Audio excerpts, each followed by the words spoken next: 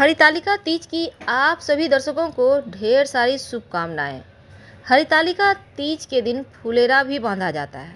आज हम आपको विस्तार से बताएंगे। देखिए, भाद्रपद मास के शुक्ल पक्ष की तृतीया को हरितालिका तीज व्रत मनाई जाती है और इस बार ये तीज मंगलवार 30 अगस्त को है। माँ गौरा के साथ भगवान शिव की भी विधि पूर्वक पूजा की जाएगी। ये व्रत सुहागिन महिलाओं के द्वारा सुख सौभाग्य की कामना के लिए रखा जाता है और कुंवारी कन्याएं अच्छे वर की कामना के लिए ये व्रत रखती हैं। महिलाएं नख से लेकर शिखा तक 16 श्रृंगार करती हैं। भगवान शिव माँ पार्वती की पूजा करती हैं और जिस तरह से करवा चौथ, हरियाली तीज, कजरी तीज, वट सावित्री व्रत है, उसी तरह हरितालिका तीज का व्रत सबसे कठिन व्रत है। निर्जला व्रत रखा जाता है। मान्यता है कि इस व्रत को रखने से वैवाहिक जीवन सुखमय रहता है, प्रेम बढ़ता है और हरितालिका तीज की पूजा में फुलेरा बांधने का विधान है। तो क्या है और क्यों बांधा जाता है? देखिए, सबसे पहली बात तो हरितालिका तीज की पूजा में भगवान शिव के ऊपर फुलेरा बांधने का विधान है। पूजन में फुलेरा का विशेष महत्व है। फूलों से बनाया जाने वाला 5 ताजे फूलों की माला का होना जरूरी माना गया है। मान्यता है कि फुलेरे में बांधी जाने वाली 5 फूलों की मालाएं भगवान भोलेनाथ के 5 पुत्रियां जया, बिसहरा, सामिलबारी, देव और दो तली का प्रतीक है। तो माँ पार्वती ने किया था हरितालिका तीज व्रत। माँ पार्वती ने सबसे पहले हरितालिका तीज व्रत किया था और माँ पार्वती ने अन्न और जल का त्याग किया था। इस दिन कठिन तप से प्रसन्न होकर शिवजी ने दर्शन दिया और मन चाहे वर की कामना और अखंड सौभाग्य की कामना के लिए तभी से महिलाएं इस व्रत को धारण करती हैं। वैसे तो शिव जी मात्र बिल्वपत्र अर्पित करने से ही प्रसन्न हो जाते हैं। इसके साथ ही इस दिन विशेष प्रयोग भी किए जाते हैं।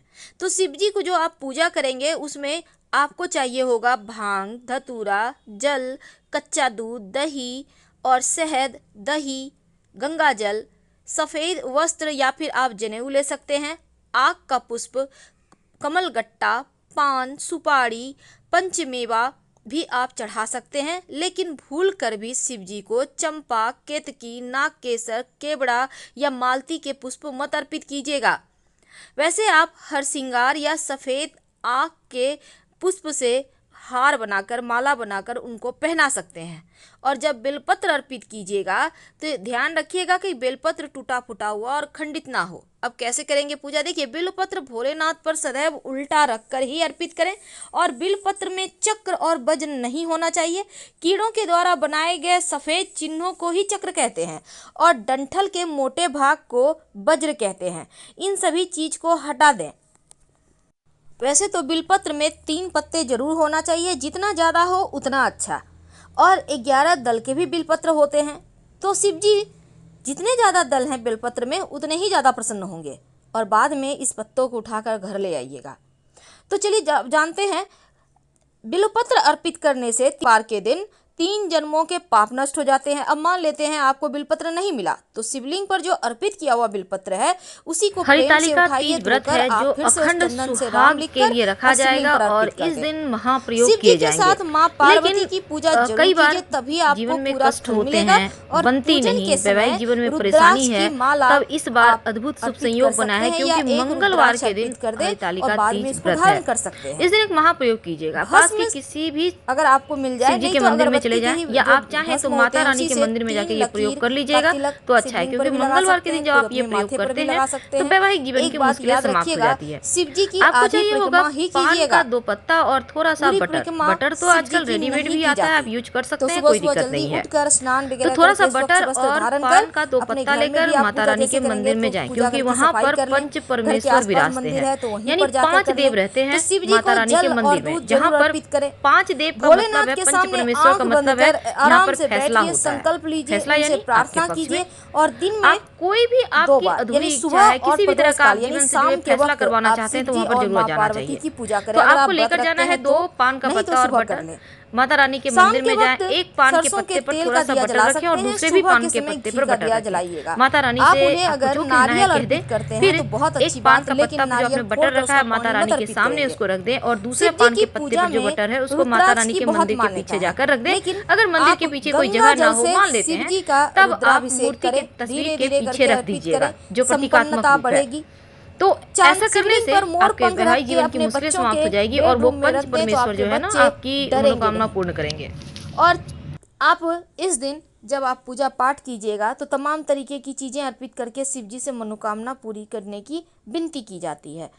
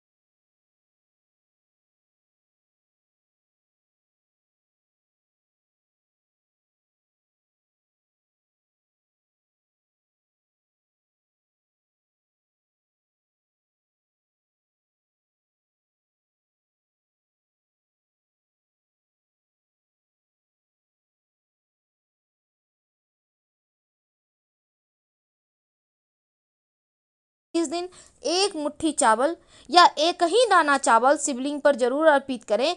लेकिन शिव जी की शरण में जब आइए तो सच्चे मन से आइए, सारे दोषों को दुर्गुणों को कहीं साइड में फेंक दें। भगवान शिव की पूजा सोमवार के दिन करने से सभी मनोकामना तो पूर्ण होती है, मन चाहे वरदान भी प्राप्त होते हैं। तो आज कुछ खास प्रयोग देखिए। जब आप शिव जी की पूजा करेंगे ना तो सबसे पहले शिवलिंग को जल से स्नान कराएं, फिर दूध से स्नान कराएं और फिर जल से स्नान कराएं। अगर आप जो भी अर्पित करें, पहले जल, फिर तमाम चीज़ें और लास्ट में फिर जल, और उसके बाद चंदन अर्पित करना है, फिर उन्हें सजाइए फूलों से।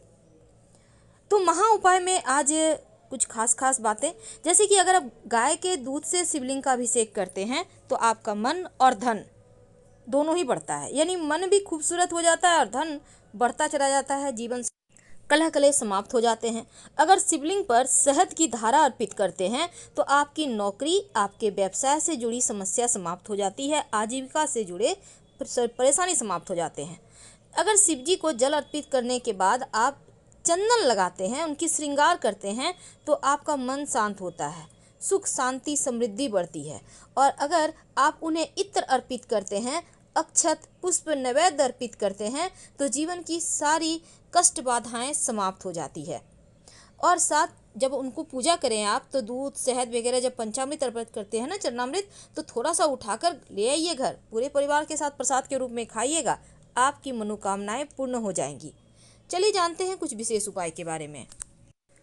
जब आप शिव जी की पूजा करते हैं तो बहुत सारी वस्तुएं अर्पित करते होंगे। अब उन वस्तुओं में जैसे कि आप बेलपत्र अर्पित कर सकते हैं, धतूरा का फल, धतूरे के पुष्प, नारियल, लेकिन नारियल का पानी मत चढ़ाइएगा, शहद अर्पित कर सकते हैं, घी, चीनी, इत्र, चंदन, केसर, भांग, एक एक करके अर्पित करें। क्योंकि शिव महापुराण में कहा गया है कि जो चीज़ें भगवान शिव को सबसे ज़्यादा प्रिय होती है, जिससे वे अति प्रसन्न होकर समस्याएं दूर करते हैं, उन चीज़ों को जरूर अर्पित करना चाहिए।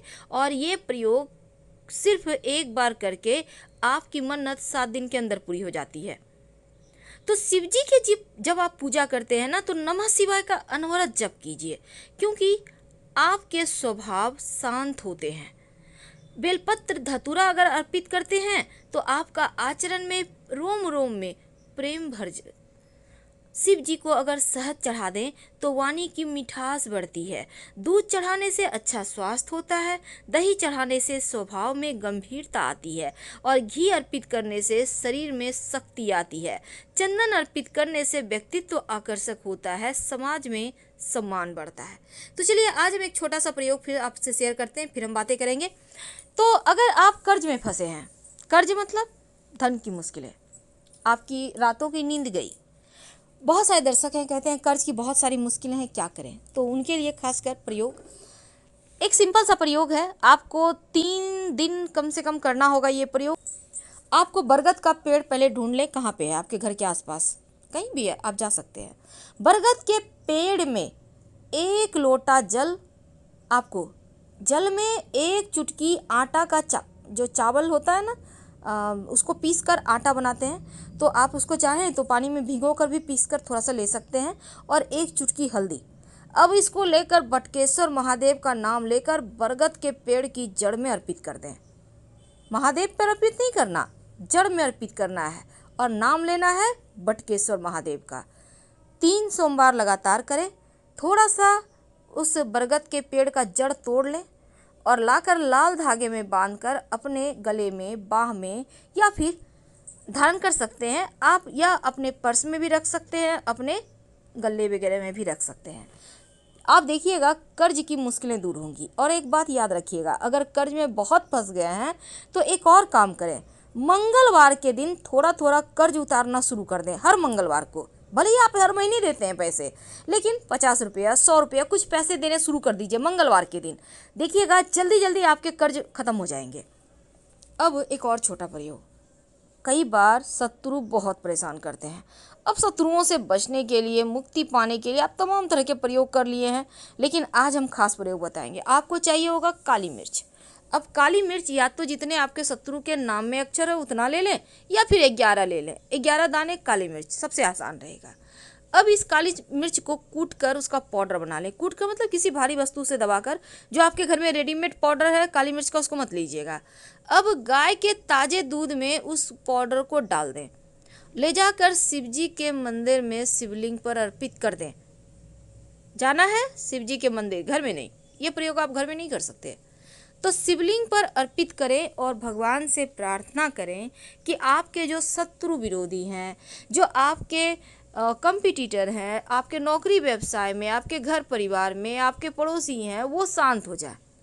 यकीन मानिए कुछ ही दिनों में आपको फ़र्क महसूस होगा। उनका व्यवहार या तो बदल जाएगा, या फिर वो आपके प्रति बैर भाव नहीं रखेंगे, भले ही मतलब ना रखें। देखिएगा बहुत जल्दी इसके रिजल्ट मिलते हैं, और आप भी खुद को शांत महसूस करेंगे। लगेगा नहीं अब तो मेरे साथ शिव जी हैं, अब भला मेरा कौन क्या बिगाड़ेगा। तो मन में ये भावना आ जाती है। जिस दिन ये भावना आ जाए उस दिन से सारे कष्ट ही मिट जाएंगे। फिलहाल भी आपसे विदा लेंगे। हर हर महा